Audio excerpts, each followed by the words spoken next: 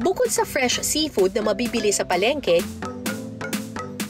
kilala rin ang Rojas City sa mga bulad o daing na isda at sa uga o tuyo.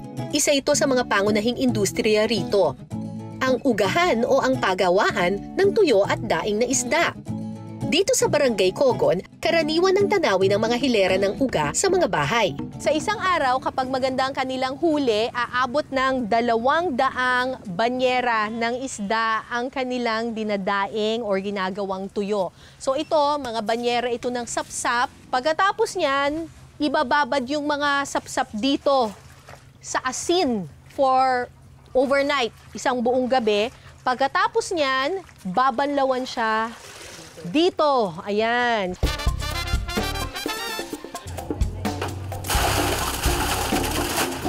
Ito yung mga bagong huling sapsap. Aasinan na natin ngayon ito. Paano ba, kuya? Ganyan lang? Itapon lang. Sus, karaming asin naman ito. Good luck sa kidney natin ito. Ang mga naasinan at nabanlawang isda idediretso na para ibilad sa araw. Tanghaling tapat, saksakan ng init. Perfect para magbulad. Ayan. Gagawa kami ng mga tuyo at saka daing. Ang isang banig na ganito, pag nakasalansan ka ng maraming isda, kikita ka ng 3 piso. Kaka-isang banig pa lang kami, hati pa kami ni nanay. Kaya tig 150 pa lang kami. 1 pesos and 50 centavos. Sus, kailangan bilisan ko. Itong proseso ng pagdadaing, pagtutuyo, ito ay isang sinaunang proseso ng ating mga ninuno para ma-preserve ang mga isda. Kasi syempre, noong unang panahon, wala namang refrigerator, di ba?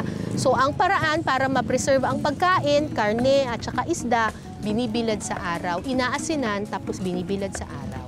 Pak! Okay! 2 banig na kami! Next!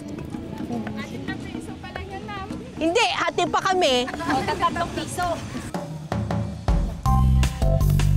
Pagkatapos ng 1 o 2 araw na pagbibilad, magiging ganito na yung itsura ng mga isda.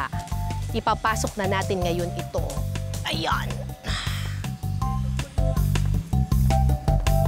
Huwag malalaglag. Sayang.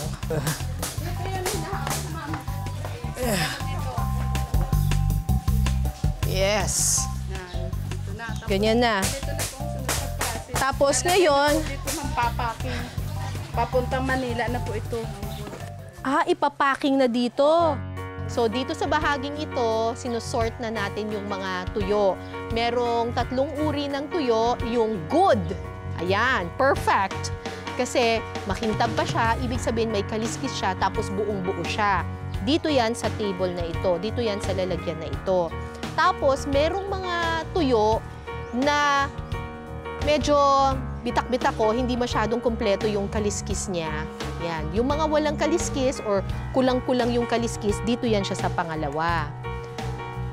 Tapos, meron din yung mga butas na.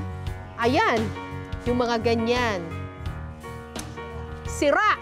Yan. Akala nyo reject yan? Hindi, mabibenta pa rin yan, pero sa mas murang halaga. Ang mga tuyo at daing nagkakahalaga ng 80 hanggang 400 pesos kada kilo, depende sa klase. Okay. Walang kaliskis. Kailangan pala maano yung tingin mo dito, no? Maliwanag. Maliwanag yung tingin mo kung may kaliskis o walang kaliskis. Ito, butas. Butas yan. Butas.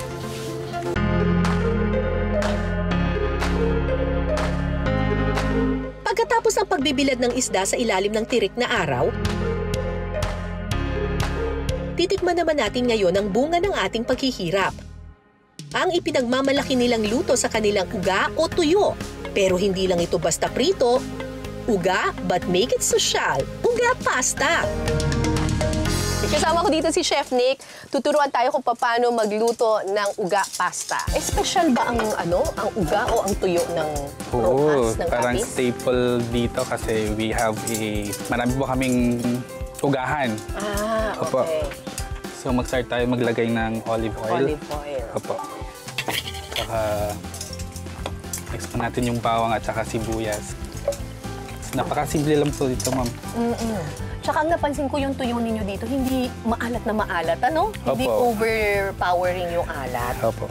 Kaya masarap siyang ipang flavor. Bituka niya. Yes po. Habang nagigisa, tatanggalin muna ang bituka at kaliskis ng tuyo. So after natin na chop-chopin lang muna natin. Pagkatapos, igisa na rin ang tuyo at ang kamatis. Kapag luto na ang kamatis, pwede nang ilagay ang pasta.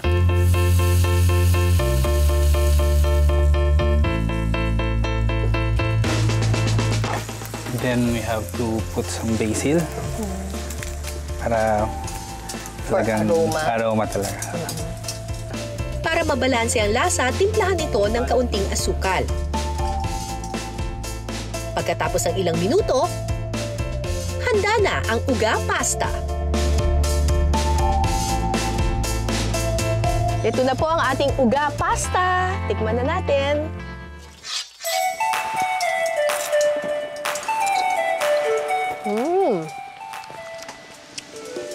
Hindi siya maalat na maalat, very subtle lang yung flavor ng tuyo.